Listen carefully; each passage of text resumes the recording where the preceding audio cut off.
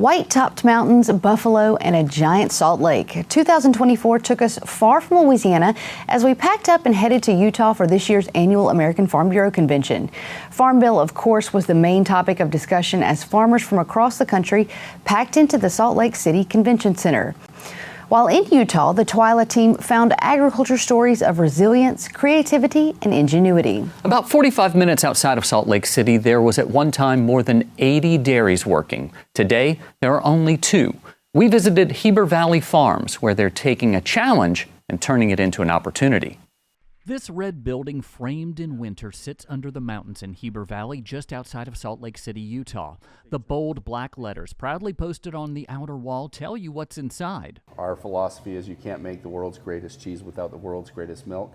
So everything starts on the dairy farm, and we really attribute that to the success of our cheese. And the dairy farm Russ Kohler and his family operate is as impressive as the majestic views that surround it. Kohler's great-grandfather bought this farm in 1929 and converted it to a dairy operation. The head of a Holstein cow graces the old milking parlor. While not as ornate, the new dairy barn is like Club Med for the 120 cows milked daily. It's my job as the farmer to keep these ladies behind me as comfortable, stress-free, and relaxed as possible. There are brushes that rotate automatically when the cows want a scratch. Feed is available all day long. Farm dog Mookie helps out, and a robot pushes the feed closer to the cows when it spreads thin. And each cow wears a collar that Kohler says works like a Fitbit. It tracks how much the cows eat, their temperature, how much milk they produce, and yes, their steps, and then sends all of that data to a computer. The data is huge. The numbers really help you dial in and focus on problems and find the root of problems quicker. And so we can get the cows to be just more relaxed, more comfortable, and ultimately more productive. The site of that production is a source of even more data. Kohler uses a robotic milking system that allows the cows to choose when they want to be milked up to 3 times a day. Once a cow is in the chute, the cups attached to the udders clean them, and the milking begins. Again, Kohler focuses on the data. So this is cow number 312.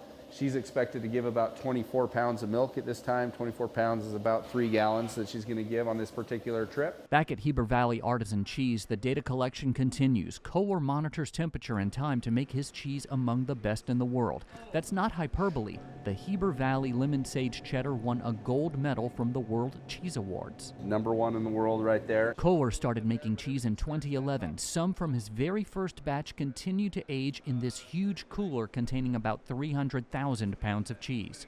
The age time on a cheese really determines the level of sharpness. So my mild cheddar will be in here for about 2 months. My sharp cheddar's in here for 2 years, all the way up to my reserve that's 10 years old that'll really knock your socks off. Kohler develops new flavors by making a new cheese and inviting visitors to try them, score them, and provide him with more data. We can plug that data then into our computer, and we can find out which cheeses, which flavors people like. We can also find out when the age time is on that cheese, when people seem to like it the best. So some cheeses may peak at 3 to 4 months, some may take a year before people seem to like them the best. There's one piece of data that is always in the back of Kohler's mind.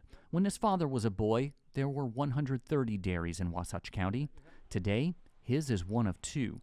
Urban encroachment and rising land prices are often obstacles to agriculture. Where a lot of farmers were moving away from the people moving in, we saw it as an opportunity to take advantage of the people actually moving to us. Vertical integration allows Kohler to control the product from cow to consumer. By opening his farm for agritourism and with the help of Farm Bureau, Kohler works to keep the dairy thriving. We're urbanizing so rapidly that agriculture really is threatened by that. And Farm Bureau is just a steady voice that allows us to preserve what we want to do, preserve our heritage, and allow us to operate and share what we do with those people that are coming to us.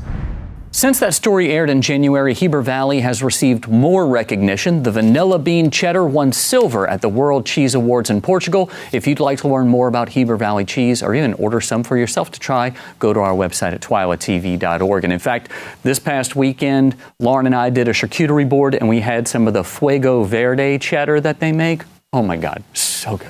So good. That sounds like a good Christmas present for your co-anchor. Maybe I'll do that.